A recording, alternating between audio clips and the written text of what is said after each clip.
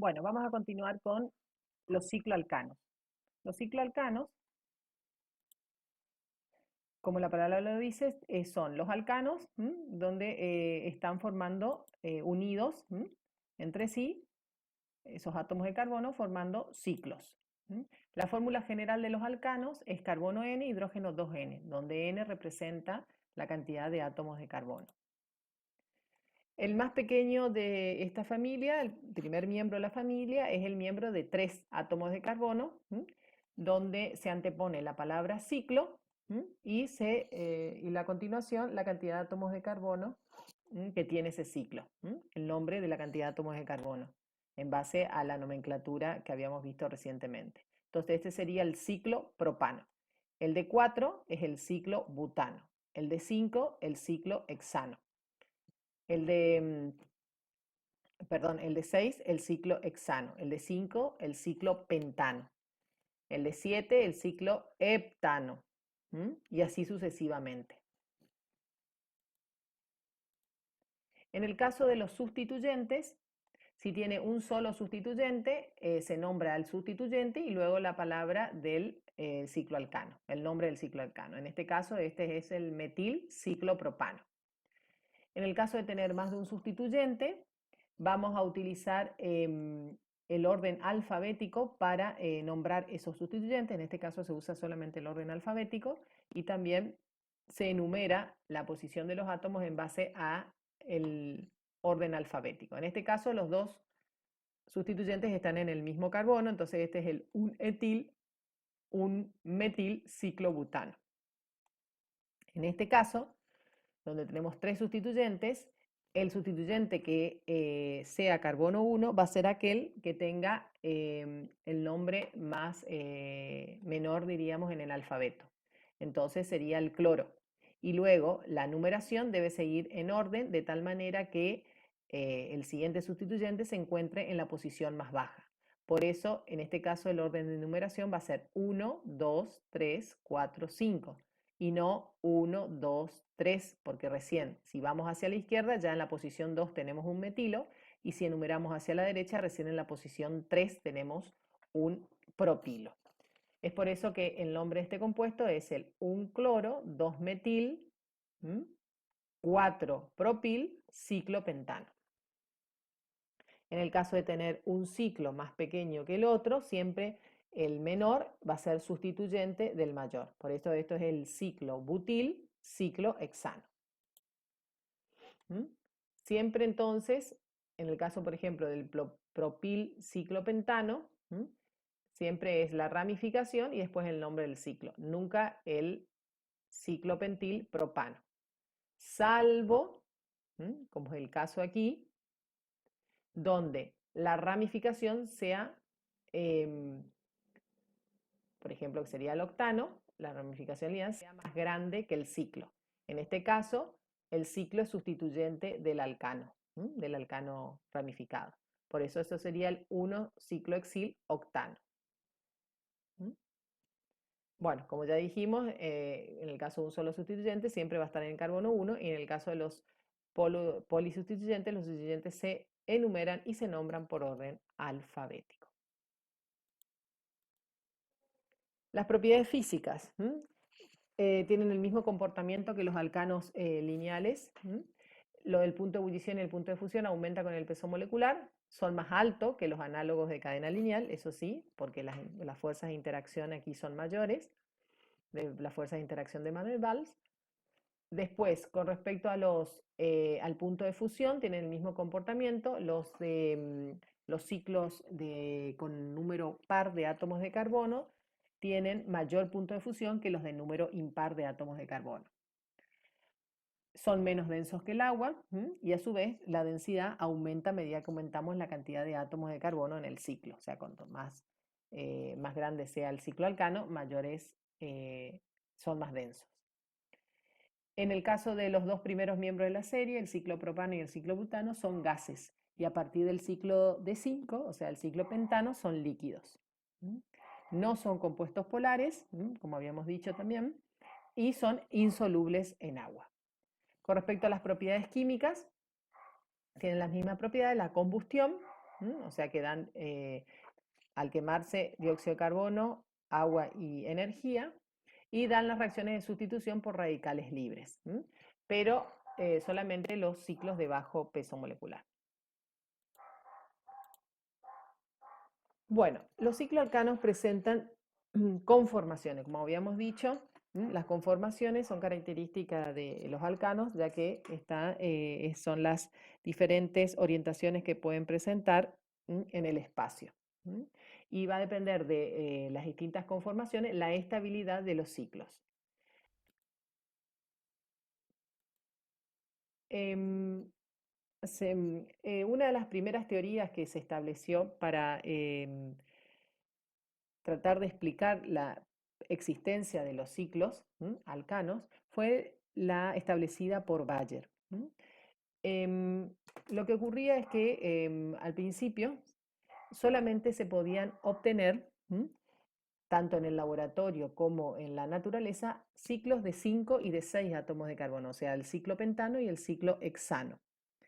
Era muy difícil obtener el ciclo propano, el ciclo butano y los ciclos superiores a 6.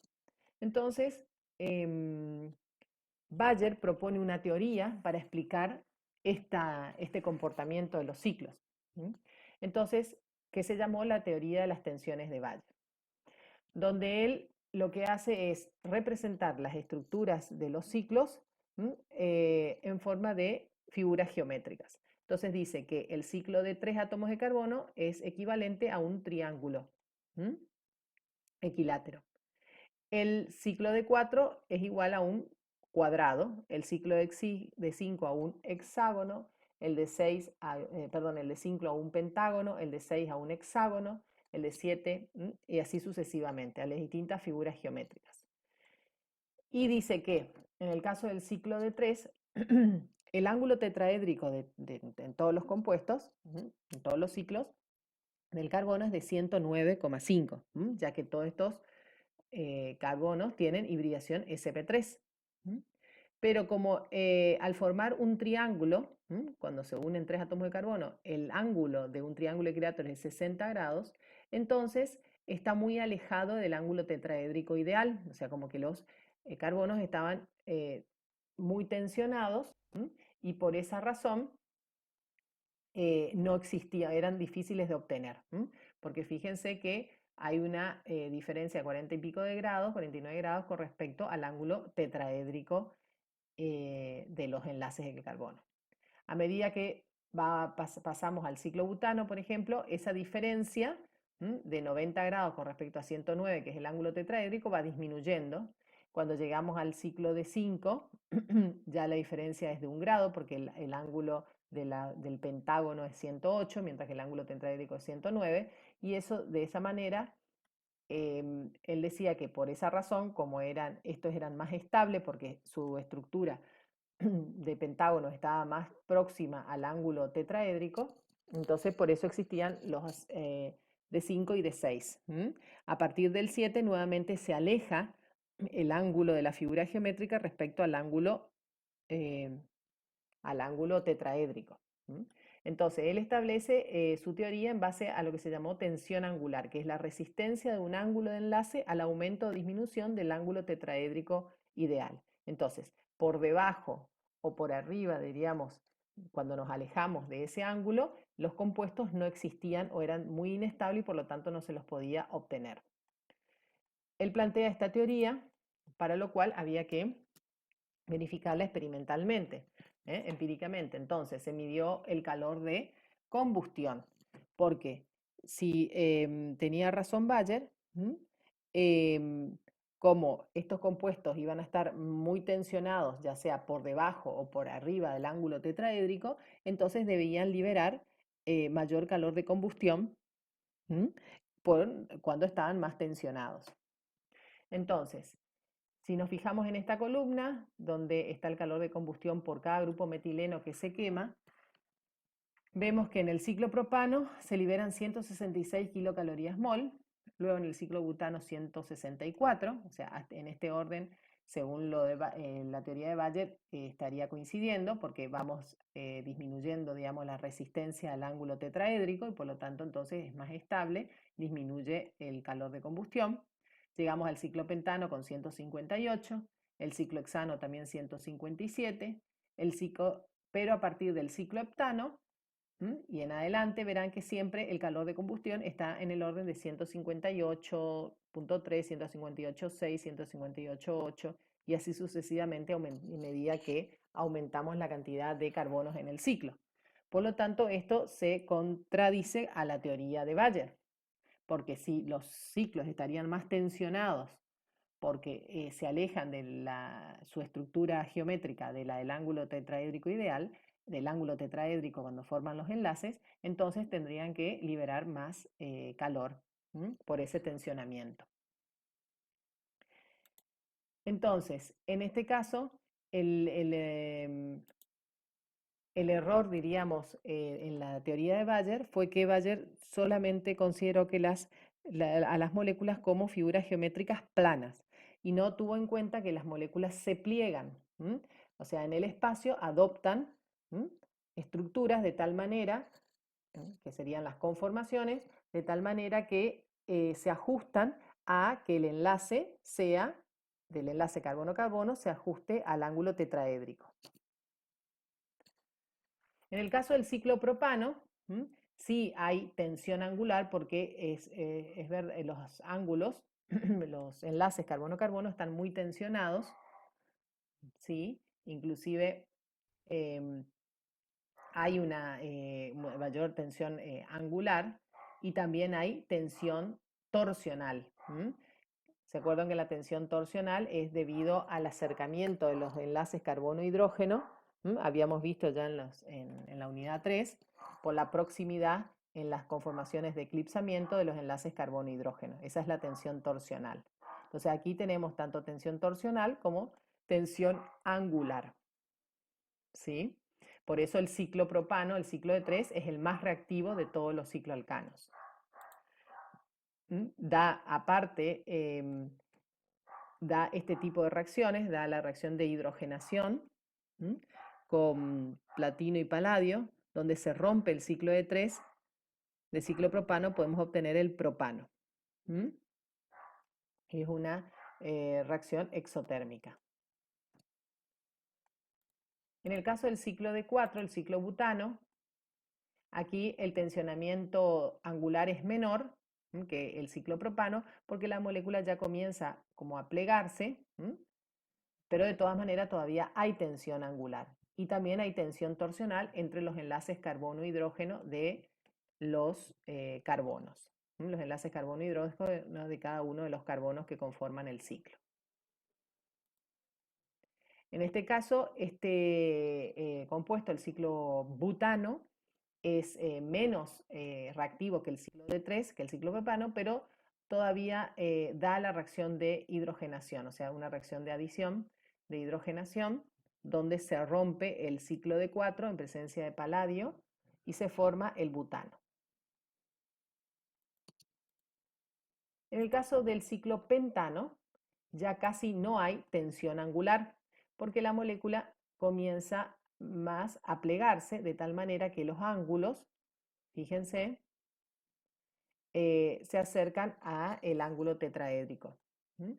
Pero sí hay todavía una considerable tensión torsional. ¿Por qué? Porque aparecen más, al haber más carbonos en el ciclo, tenemos más enlaces carbono-hidrógeno, que están en posición eclipsada en esta conformación.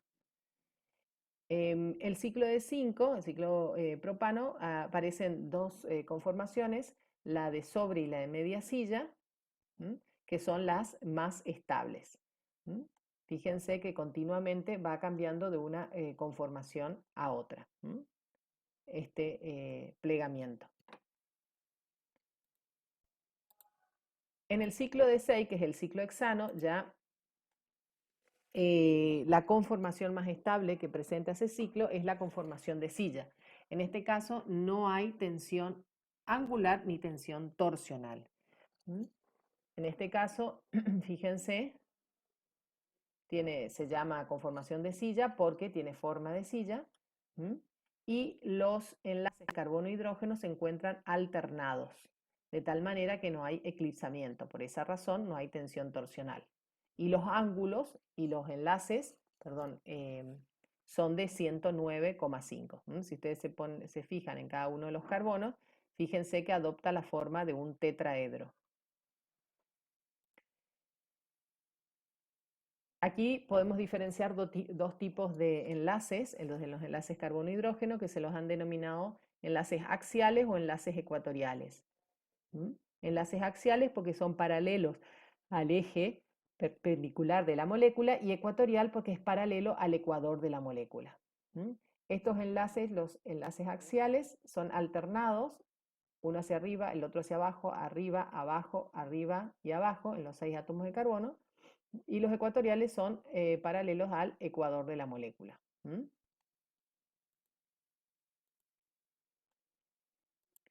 Si ustedes quieren, diríamos, representar con exactitud un ciclo de simple hexano con la conformación de silla, en el libro McMurray pueden encontrar, diríamos, esquematizados los dibujos para seguir qué dibujar primero, que cómo esquematizar este ciclo, el ciclo de 6. Entonces esquematiza las sillas y después para ir esquematizando las uniones ecuatoriales se va teniendo en cuenta la posición de cada uno de los lados de la estructura de silla.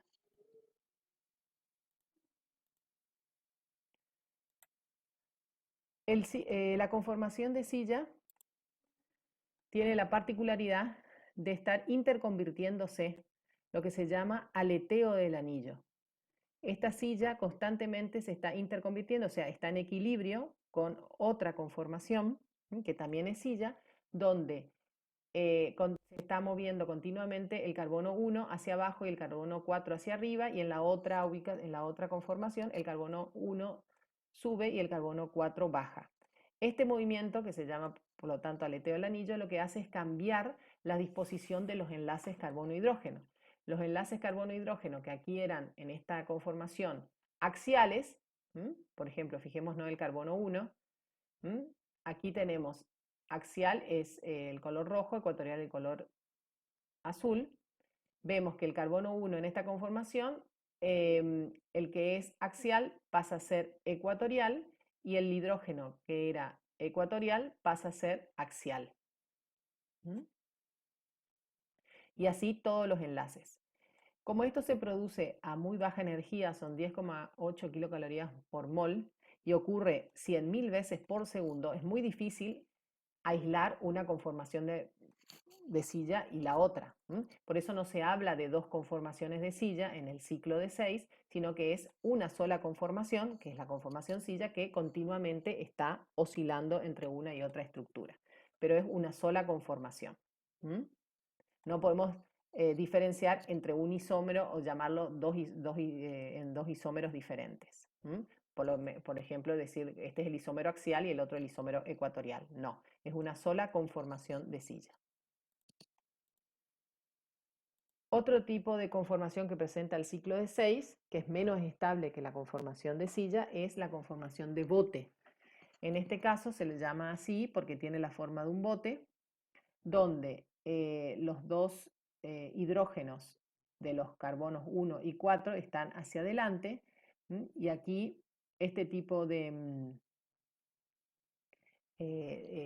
ubicación genera una repulsión entre estos dos hidrógenos. Estos enlaces se llaman astas de bandera. Los enlaces que están aquí en esta ubicación del carbono hidrógeno se llaman Bauprés. Y estos cuatro hidrógenos, estos cuatro enlaces carbono-hidrógeno son enlaces cuasiaxiales o cuasiecuatoriales, porque no llegan a ser ni ecuatoriales ni axiales totalmente. Por eso se les dice que son cuasiaxiales y cuasiecuatoriales. Esos son los tipos de enlaces que podemos encontrar en la conformación de silla. Esta conformación de sillas, como les dije, es mucho menos estable que esta conformación de bote es mucho menos estable que la de silla, porque si bien no tiene tensión angular, pero hay tensión estérica y tensión torsional. La tensión torsional, que es por el tensionamiento aquí entre los enlaces de eclipsamiento de los carbonos hidrógenos, y estérica por la tensión que hay entre los hidrógenos del carbono 1 y 4 de los enlaces astas de bandera. Aquí tenemos el diagrama de las conformaciones de todo del ciclo hexano, aparte de la conformación de silla, que es la más estable, y la conformación de bote, tenemos otras conformaciones por las cuales va pasando el ciclo de 6, que son mucho más inestables, por ejemplo la de semisilla y la de bote retorcido. La de bote retorcido es más estable que la de bote, pero se da más importancia a la estructura de bote porque se ha visto que en muchos compuestos donde el ciclo hexano, en compuestos de mayor tamaño, por ejemplo en los esteroides, donde el ciclo de hexano participa en la estructura del compuesto, se ha visto que en la estereoquímica, en algunos de esos, aparece como el ciclo de 6 con la conformación de bote en la estereoquímica de esos compuestos. Por ejemplo, en los, como les dije, en los esteroides, que van a ver más adelante en el curso de Orgánica 2. Entonces, la conformación más estable es la conformación de silla. Es decir, que casi todo, o sea, todo el ciclo hexano vamos a tenerlo bajo la forma de silla. O sea, puede aparecer un pequeño porcentaje bajo con una conformación y en ciertos compuestos de bote.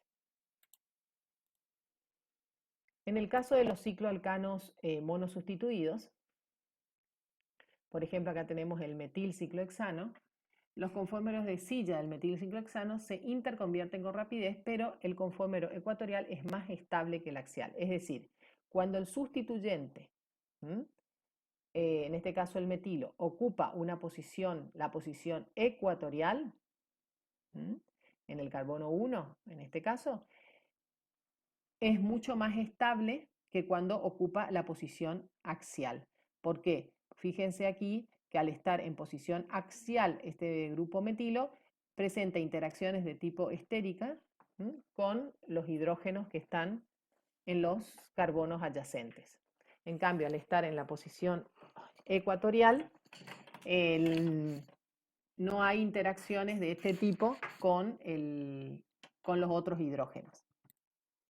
Bueno, y por último tenemos los sistemas de anillos policíclicos, o sea, cicloalcanos formados por más de un ciclo. Los primeros serían los biciclos, donde tenemos dos cicloalcanos unidos, donde comparten carbonos, carbonos cabeza de puente.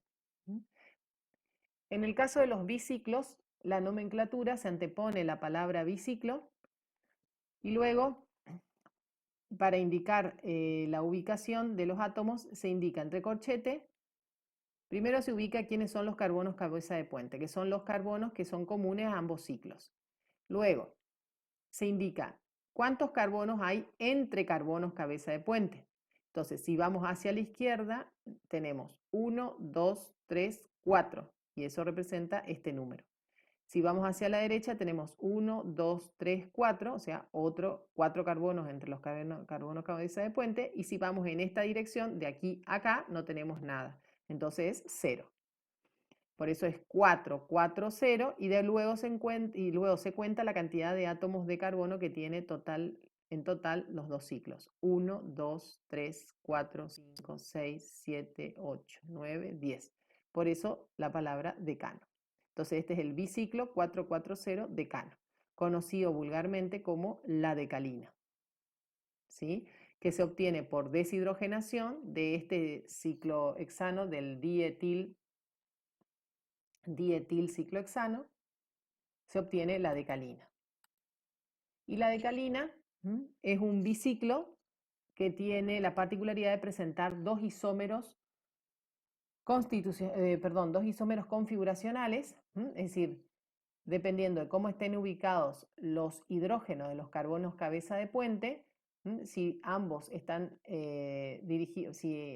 ambos hidrógenos están dirigidos hacia la misma dirección, estamos en presencia de la configuración cis, cis-decalina, y si los dos hidrógenos carbono cabeza de puente se encuentran uno hacia arriba y otro hacia abajo, tenemos el isómero trans, el transdecalina. En este caso son dos compuestos diferentes, la cisdecalina y la transdecalina, o sea, son isómeros configuracionales. No como lo que habíamos visto recién, los isómeros conformacionales de los ciclos alcanos, donde ya habíamos visto bien que en la unidad 3 que los isómeros conformacionales no se pueden aislar, no podemos separar uno de otro y tenerlo separado en una botella. En cambio, en este caso, en los isómeros, estos son isómeros configuracionales, donde sí podemos obtener por un lado la cisdecalina y por el otro lado la transdecalina. De los dos isómeros, el más estable es la transdecalina porque los dos hidrógenos de los carbonos cabeza de puente están más alejados. Entonces hay menor tensionamiento. Bueno, y con esto terminamos la unidad 7 del programa.